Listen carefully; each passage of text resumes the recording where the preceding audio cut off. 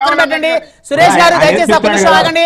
సింగళూరు గారు, Telugu Desam party office బద్దలు కొట్టినటువంటి వైసీపీ నాయకుల మీద కేసులు పెట్టడం తప్ప? బోషడీకే సాక్షాత్తు ముఖ్యమంత్రిని పట్టుకుని బోషడీకే అని ఒక మాట్లాడతారు. మాట్లాడితే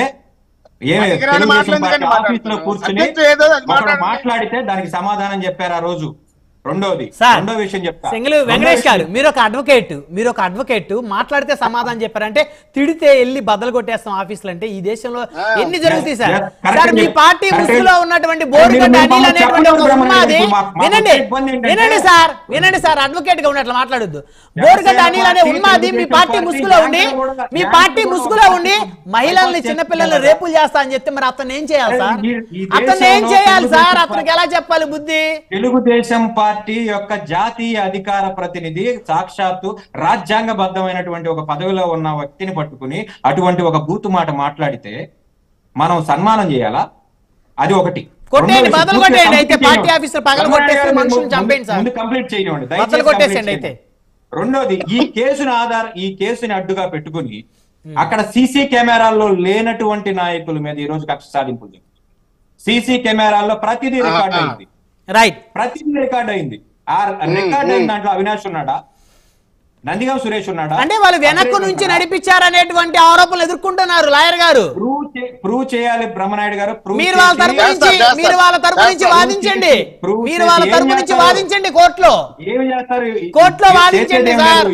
ఇప్పటికే చాలా ఇప్పుడు మీరు వచ్చిన ఈ 100 రోజుల పరిపాలనలో చాలా కేసులు పెట్టారు, చాలా దాడులు. రైట్ సమయం లేదండి వెంకటేష్ గారు, దయచేసి ఆగండి. ఆకుల రామకృష్ణ గారు కంక్లూజన్ ఇవ్వండి. ఇప్పుడు మా సోదరులని నేను ఒకటే విజ్ఞప్తి చేస్తున్నా, ఈ టైప్ ఆఫ్ ఒక మాట అన్నారు, దాని మీద అనేక వ్యవస్థలు ఉన్నాయి.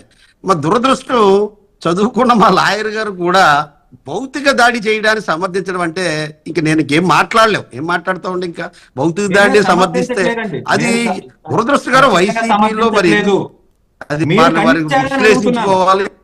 ఖండించారా? తెలుగుదేశం పార్టీ తరఫు నుంచి కనీసం క్షమాపణ కూడా చెప్పలేదు. దానికి సంబంధించిన వారి పేరు ఉన్నాయి, దాని మీద కేసులు పెట్టవచ్చు, దాని మీద చెయ్యొచ్చు, దాని వీడియో క్లిప్పింగ్స్ పెట్టవచ్చు. వెంకటేష్ గారు ఆగండి. వెంకటేష్ గారు, తెలుగుదేశం పార్టీ ఆఫీస్ బద్దలు కొట్టినప్పుడు దేవినేని వెంకటేష్ గారు కారులో జగన్మోహన్ రెడ్డి గారు విజయవాడలో ప్రయాణించారు. ఈయనటికి ఆయనటికి వచ్చామని చెప్పి బొకే ఇచ్చి వచ్చాడు. మీరు దాన్ని ఖండించాలి.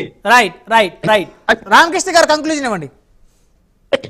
అందుకే మా తెలుగుదేశం ఎమ్మెల్యేని ఇవాళ ఒక అమ్మాయి మీద అసభ్యంగా ఉందంటేనే సస్పెండ్ చేసి, ఒక ఎమ్మెల్యేని సస్పెన్షన్ అంటే మీరు ఎప్పుడైనా చేయగలిగారా?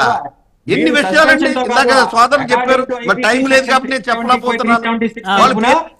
చట్టపరమైన చర్యలు తీసుకోవాలి. సస్పెన్షన్ ఎవరికి కావాలి? తీసుకుంటారా బాబు?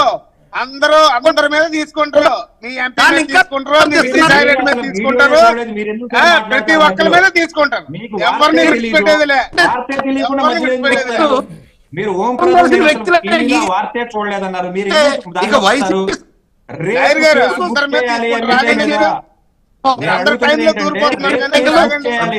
బుక్ చేయకుండా కేవలం వేసి చేతులు దులుపుకోవచ్చు. ప్రజలు ఇచ్చారు తీర్పు. ప్రజలు మాకేనంతే, ఎవరికైనా అంతే. ప్రజలు తీర్పు ఇచ్చారు. ప్రజలు ఏమని ఇచ్చారు, ఇది మీ పరిస్థితి అని చెప్పి. ఇప్పుడు మీరు అది తేరుకోకుండా ఇంకా దాన్ని సమర్థిస్తున్నారంటే పార్టీ కార్యాలయాన్ని దాడి చేస్తారా? చంద్రబాబు నాయుడు మీద దాడి చేస్తారా? అంటే మేము అధికారం జగన్మోహన్ రెడ్డి గారి